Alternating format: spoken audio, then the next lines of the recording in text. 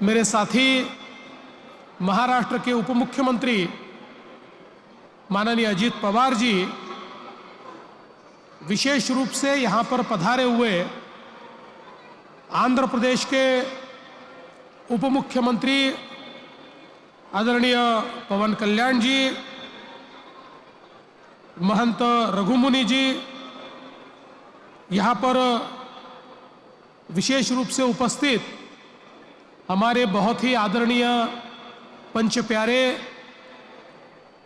साथी में मेरे साथी गिरीश महाजन जी, पंकजाताई मुंडे, अतुल जी सावे, हमारे अध्यक्ष रविंद्र चौहान, विशेष रूप से दिल्ली से पधारे हुए दिल्ली सरकार के senior cabinet minister Shri Manjinder Singh Sirsa ji, हमारे पूर्व मुख्यमंत्री अशोक चौहान जी, धर्मगुरु बाबू सिंह महाराज जी, संजय महाराज जी, शरदराव जी ढोले, भाई ज्योतिंदर सिंह जी, राम सिंह महाराज जी, विजय सतबीर सिंह जी, सुरेश महाराज जी, जिन्होंने इस कार्यक्रम के आयोजन में बहुत मेहनत की, ऐसे भाई रामेश्वर नाइक जी, डॉक्टर भागवत कराड़ जी, डॉक्टर अजीत गोपचड़े जी, तुषार राठौड़ जी, राजेश पवार जी, किशन वानखेड़े, बालाजी कल्याणकर, संतुकराव हंबर्डे, श्रीकर परदेशी, जितेंद्र पापड़कर, शाहजी उमाप, राहुल करडिले, अविनाश कुमार, किरण आंबेकर, सूरज गुरो, प्रताप पाटिल चिखलीकर, श्रीजया चौहान, मंचासीन सभी महानुभाव, साथ के मंच पर बैठे हुए सभी संतगण और उपस्थित सभी बहनों और भाइयों, आज हम सभी लोग इस संगत में गुरुबाणी गुरु ग्रंथ साहिब जी के सामने शीश नमन करते हुए हमारे 9वें गुरु हिंद की चादर गुरु तेग बहादुर जी के पराक्रम को, उनकी वीरता को, उनके शौर्य को और उनके बलिदान को नमन करने के लिए यहाँ पर एकत्रित आए हैं। हम सभी लोग जानते हैं हमारे गुरुओं ने जो बलिदान दिया, इस देश की संस्कृति, इस देश की सभ्यता, यहाँ का विचार, यहाँ का धर्म, ये सभी बचाने के लिए ये बलिदान हुआ है। और केवल सिखों के लिए नहीं, तो तमाम भारतवासियों के लिए ये बलिदान हमारे गुरुओं ने दिया। और जैसे बाबा जी बता रहे थे कि शायद ये बलिदान नहीं होता तो हम सब लोग आज इस मंच पर नहीं होते। इतना बड़ा बलिदान हमारे गुरुओं ने दिया है। और विशेष रूप से जिस समय हम जानते हैं कि औरंगजेब ने बहुत जालिम अत्याचार शुरू किए और विशेष रूप से कश्मीर में बैठे हुए पंडितों को जबरन धर्मांतरण के लिए मजबूर किया गया, तो उनके सामने बचने के लिए अपने धर्म को, अपने विचार को, अपनी संस्कृति को, अपने संस्कारों को बचाने के लिए किसके पास जाए, तो केवल एक नाम उनके सामने आया और वो नाम था 9वें गुरु तेग बहादुर सिंह जी का। वो जानते थे कि यही गुरुदेव है जो हमें बचा सकते हैं। और वे गुरुजी तक पहुंचे और गुरुजी ने भी ये जिम्मेदारी ली कि हम आपको बचाएंगे और उस जिम्मेदारी का निर्वाह करते हुए जिस समय औरंगजेब ने गुरुजी को कैद किया और उनको ये कहा कि या तो आप धर्म बदल लीजिए या फिर आप मरने के लिए तैयार हो जाइए, उस समय उस क्रूरता के सामने गुरुजी डरे नहीं, निडरता के साथ उन्होंने अपने विचारों की, संस्कारों की और विशेष रूप से सनातन धर्म की रक्षा का जो संकल्प लिया था, उस संकल्प को दोहराया। और हम सभी जानते हैं कि गुरुजी के साथी भाई सतीदास, भाई मतीदास, सभी लोग इतनी बर्बरता के साथ उनको मारा गया, किसी के टुकड़े कर दिए गए, किसी को गरम पानी में, गरम तेल में झोंक दिया गया और उसके बाद गुरुजी को भी, उनका भी शीश काट दिया गया और मानो एक संदेशा देने का प्रयास हुआ कि जो हमारी बात नहीं सुनेगा उसका यही हश्र होगा। लेकिन औरंगजेब ये जानता नहीं था कि गुरुजी की कुर्बानी से पूरे देश के अंदर इस प्रकार की प्रतिबद्धता निर्माण होगी कि उसके इरादे कभी पूरे नहीं होंगे और वो इरादे कभी पूरे नहीं हुए। और उस समय जब औरंगजेब ने ऐलान किया था कि गुरुजी को कोई भी अंतिम संस्कार नहीं देगा, उनके शीश को, उनके शरीर को कोई अंतिम संस्कार नहीं मिलेगा, दिल्ली के चांदनी चौक में बर्बरता के साथ गुरुदेव का देह पड़ा था। ऐसे समय लकीशा बंजारा जी ने अपने प्रयासों से उनके शरीर को अंतिम संस्कारों तक पहुंचाया और उसके बाद उन्हीं के सुपुत्र गुरु गोविंद सिंह जी ये 10वें पातशाह बने और 10वीं पातशाही गुरु गोविंद सिंह जी ने तो इस प्रकार का बलिदान दिया। हम सभी लोग जानते हैं कि उनके 2 बेटों को पहले मारा गया, उसके बाद 2 बेटों को दीवालों में चुनवा दिया गया और दीवालों में चुनवाने के बावजूद न बेटों ने हार मानी, न गुरुजी ने हार मानी।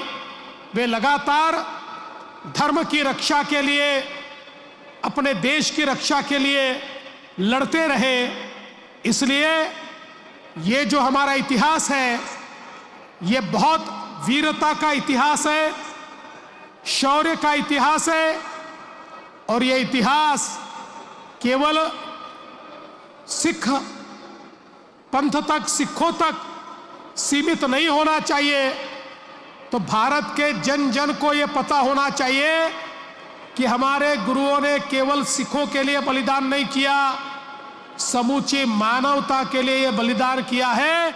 इसीलिए इस कार्यक्रम का आयोजन हमने किया और विशेष रूप से यह कार्यक्रम इसलिए भी अलग है कि पूरी नानक नाम लेवा संगत एक साथ इस कार्यक्रम में लाने का प्रयास हमने किया।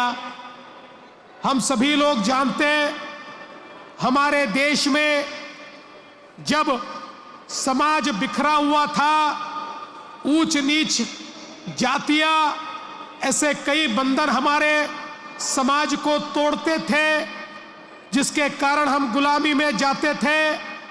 ऐसे समय गुरु नानक देव जी ने एक निरंकार का मंत्र हमको दिया, सभी को एक साथ जोड़ने वाला। ये निरंकारी इस प्रकार का विचार, जिस विचार ने उस समय पूरे देश के अंदर अलग अलग समाजों को जोड़ने का काम किया। उसी विचार को फिर एक बार इस कार्यक्रम के माध्यम से एकत्रित लाने का प्रयास हमने किया है। चाहे वो सिख हो, सिखलिकर हो, हमारे लुभाड़ा हो, हमारे बंजारा हो, हमारा मोहयाल समाज हो, हमारा सिंधी समाज हो, सारे जितने नानक नाम लेवा समाज है, जिन जिन तक गुरु नानक देव जी का संदेशा पहुंचा और जिन्होंने गुरु नानक देव जी के विचारों को अपनाया, पूरे देश के हर प्रांत में, पूरे देश के कोने कोने में फैला हुआ ये समाज, हमारा वाल्मीकि समाज हो या अलग अलग सारे समाज, इन 9 समाजों को एकत्रित करने का काम इस कार्यक्रम के माध्यम से हमने यहां पर किया। और साथ में हमारे वारकरी समाज को भी जोड़ने का काम हुआ, क्योंकि बाबा जी ने अभी बताया, हमारे नामदेव जी, संत नामदेव जी, भगत नामदेव जी, ये नरसी से निकले और घुमान तक गए और घुमान में पंजाब में उनकी समाधि बनी। और नामदेव जी ने जो विचार रखे, नामदेव जी ने जो श्लोक बताए, जो पंक्तियां बताई, जो विचार बताए, उनको गुरु ग्रंथ साहिब जी में भी बहुत महत्वपूर्ण स्थान मिला और वो भी, उनके विचार भी गुरुवाणी में परिवर्तित हुए। इस प्रकार से महाराष्ट्र के हमारे इस विचार का और हमारे वारकरी संप्रदाय का हमारे सिख समाज के साथ एक अनूठा नाता जुड़ा। आज भी हम लोग देखते हैं, हमारे नरसी में हमारे सिख समाज के लोग आते हैं। और जैसा कि हम जानते हैं, दशम गुरु गुरु गोविंद सिंह जी ने बहुत लंबा समय इसी नांदेड़ में बिताया और यही नांदेड़ की धरती है जो उनके कारण पवित्र हुई है। इस पवित्र नांदेड़ की धरती ने इस हमारे संबंध को, हमारे रिश्ते को बहुत मजबूत करने का काम किया। और यही कारण है कि हमने तय किया कि 350वीं शहीदी समागम की ये जो हमारा कार्यक्रम है, ये कार्यक्रम सारे समाजों तक पहुंचना चाहिए, ये कोने कोने तक पहुंचना चाहिए। मैं धर्म जागरण के लोगों का भी आभार व्यक्त करना चाहता हूं। ये कार्यक्रम केवल एक दिन का कार्यक्रम नहीं चल रहा, ये कार्यक्रम हर गांव गांव में जाकर, ये जितने 9 समाजों की हमने बात की है, उस हर बस्ती में जाकर हर बस्ती में अलख जगाने का काम हो रहा है।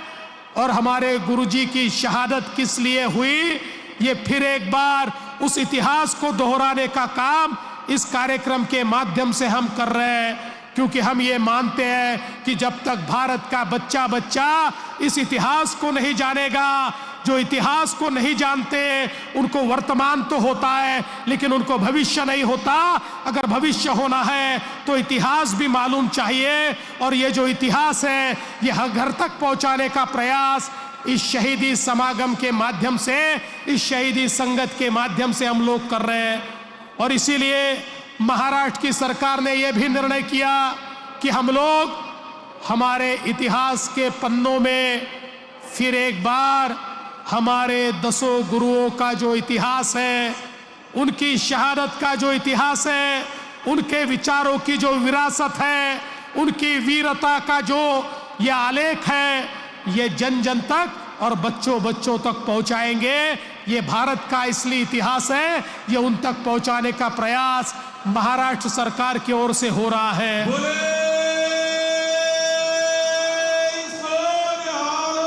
सत श्री अकाल। और मैं ये ऐलान करना चाहता हूं, ये 3 कार्यक्रम तो हम लोग कर रहे हैं। नागपुर का हुआ, यहां पर नांदेड़ साहिब में हुआ, नवी मुंबई के कार्यक्रम में तो हमारा प्रयास है कि स्वयं प्रधानमंत्री जी वहां पर पधारे। लेकिन केवल 3 कार्यक्रम करके हम रुकेंगे नहीं, तो नानक नाम लेवा संगत के माध्यम से हर घर तक हम पहुंचेंगे और हर घर तक ये शहादत भी पहुंचेगी, ये विचार भी पहुंचेगा, ये गुरुवाणी भी पहुंचेगी, ये अमृत वचन भी पहुंचेगा। इस प्रकार का प्रयास महाराष्ट्र की सरकार की ओर से हम लगातार करते रहेंगे। बोले सोनिहाल। सत श्री अकाल। मैं आज हमारे सभी आयोजकों का बहुत बहुत आभार व्यक्त करना चाहता हूं। हमारे बाबा जी, इन्होंने हमें बहुत अच्छे तरीके से मार्गदर्शन दिया। हमारे तख्त श्री हुजूर साहिब के जत्थेदार, जिन्होंने इस कार्यक्रम की अगुवाई की, हमारे सारे संत जो यहाँ पर मौजूद हैं, जिन्होंने हमें आशीर्वाद दिया, इस कार्यक्रम को आशीर्वाद दिया, यहाँ पर पधारे हुए सारे हमारे ग्रंथी, उनको भी मैं बहुत बहुत धन्यवाद देना चाहता हूँ, जिन्होंने हमारे सामने बहुत सुंदर शब्द किया, कीर्तन किया। ऐसे सभी का मैं आभार व्यक्त करना चाहता हूँ। हमारा जिला प्रशासन, जिन्होंने इसके लिए बहुत मेहनत की, हमारे रामेश्वर नाइक और यहाँ पर काम करने वाली पूरी टीम, इनका भी मैं बहुत आभार व्यक्त करना चाहता हूँ। और अंत में मैं गुरुजी का आभार व्यक्त करना चाहता हूँ। ये गुरुजी की मेहर है कि हम सब लोग यहाँ पर एकत्रित हैं। इसी तरह से उनकी मेहर, उनका आशीर्वाद हम सभी को प्राप्त होता रहे। लोकशाही मराठी ऐका, पहा, जागरूक रहा।